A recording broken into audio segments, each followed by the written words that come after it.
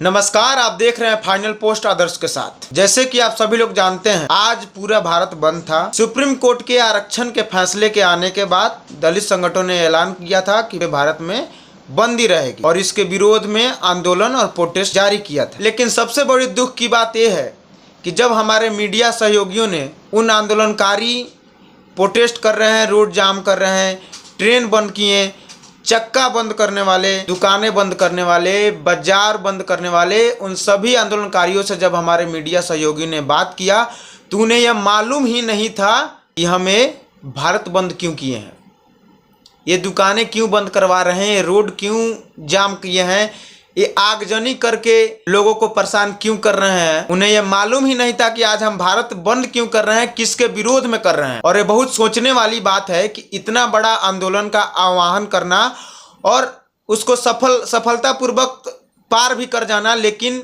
जो व्यक्ति इस आंदोलन में भाग लिए हैं उन्हें यह मालूम ही नहीं था कि हम आंदोलन क्यों कर रहे हैं। आप लोगों ने देखा ही होगा, जब हमारे मीडिया सहयोगियों ने उनसे बात की तो कोई बोल रहा था कि प्रधानमंत्री ने आरक्षण खत्म कर दिया है इसलिए हम आंदोलन कर रहे हैं। प्रधानमंत्री आरक्षण खत्म करने वाले हैं इसलिए हम ये आंदोलन कर रहे हैं। और उन्हें मेन मुद्दा मालूम नहीं था कि हम ये भारत बंद आज क्यों किए हैं, रोड जाम क्यों कर रहे हैं। तो हम कुछ फैक्ट लेकर आए हैं जो आप सभी को जानना चाहिए कि आज भारत बंद क्यों हुआ था, किसके विरोध में हुआ था, क्या है इसका इतिहास। तो मैं आपको बता दूं, 2004 में सुप्रीम कोर्ट के 5 जजों के बेंच ने, संवैधानिक पीठ ने यह फैसला सुनाया था कि जातियों में सब कैटेगराइजेशन नहीं हो सकती है। यह असमानता के खिलाफ है, इसको सुप्रीम कोर्ट नहीं मानती है। और उसी फैसले को यानी 2004 से 20 साल बाद सुप्रीम कोर्ट ने अपने ही फैसले को बदल दिया है और यह कहा है कि अब जातियों में सब कैटेगराइजेशन होगी। यह समानता के साथ है, असमानता के खिलाफ नहीं है। कोटा में कोटा उचित है। 2004 में 5 जजों की संवैधानिक पीठ ने यह फैसला सुनाया था और 2024 में 7 जजों के संवैधानिक पीठ ने यह फैसला सुनाया, जिसमें से 6 जजों ने यह माना कि कोटा में कोटा उचित है और एक महिला जज थी, उन्होंने यह माना, इसका विरोध किया और उन्होंने कहा कि नहीं, कोटा में कोटा सही बात नहीं है। तो 6-1 से 7 जजों के संवैधानिक पीठ ने इसको पारित कर दिया। चूंकि 6 संख्या ज्यादा होती है इसलिए इसको परमिट कर दिया गया और सुप्रीम कोर्ट अपने 20 साल के फैसले को बदल दी। क्या होता है सब कैटेगराइजेशन, क्या है पूरा मामला, आप बने रहिए। हम आपको धीरे धीरे लाइन बाय लाइन सब आपको बताएंगे। मान लीजिए SC/ST कोटे में 39 जातियां हैं। अब 39 जातियों में SC/ST आरक्षण पाने वाले 39 जातियों में किस जाति को कितना % आरक्षण दिया जाएगा, सुप्रीम कोर्ट का यही फैसला है। जो SC/ST कैटेगरी में आते हैं लेकिन आरक्षण का लाभ नहीं पाए हैं, उनको आरक्षण दिया जाएगा। यही है पूरा मामला। और सुप्रीम कोर्ट ने केंद्र सरकार से पावर लेकर राज्य सरकार को दे दी है। SC/ST आरक्षण पाने वाले जातियों में किस जाति को कितना % ये राज्य सरकार तय करेगी। और ऐसा नहीं है कि राज्य सरकार अपने वोट बैंक के लिए या वो माने कि इस जाति को दे देते हैं या पावरफुल है, इसमें ज्यादा लोग हो, ऐसा नहीं है। सुप्रीम कोर्ट ने 2 शर्तें भी रखी है और 2 शर्तें हम आपको बता रहे हैं। पहली शर्त है कि अनुसूचित जातियों के भीतर किसी एक जाति को 100% कोटा नहीं दी जा सकती है। मतलब कि SC/ST आरक्षण में जातियों की संख्या मान लीजिए 40 है, तो किसी एक जाति को राज्य सरकार 100% कोटा नहीं देगी कि हाँ, एक जाति को हम पूरा 100% कोटा दे देते हैं।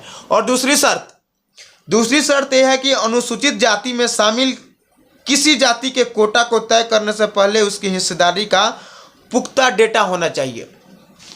राज्य सरकार अपने मन से यह नहीं करेगी कि मान लीजिए यह 6 जाति नीचे दबली कुचले हैं तो इनको आगे बढ़ाने के लिए हम ज़्यादा आरक्षण दे रहे हैं, इनके आरक्षण में % बढ़ा रहे हैं, तो यह सुप्रीम कोर्ट के सामने इनको पुख्ता सबूत देना पड़ेगा। सुप्रीम कोर्ट ने इसे जुडिशियल रिव्यू में डाल दिया है। कोई भी व्यक्ति जा सकता है, रिव्यू करवा सकता है, राज्य सरकार अपने मन से ये नहीं कर सकती है। आइए हम आपको थोड़ा इतिहास में ले चलते हैं कि सबसे पहले जातियों में सब कैटेगराइजेशन शुरू कहां से हुआ। 1975 में पंजाब सरकार ने आरक्षित सीटों को 2 श्रेणियों में बांट दिया था और सब कैटेगराइजेशन को यही दर्शाता है और यहीं से सब कैटेगराइजेशन की शुरुआत हुई थी।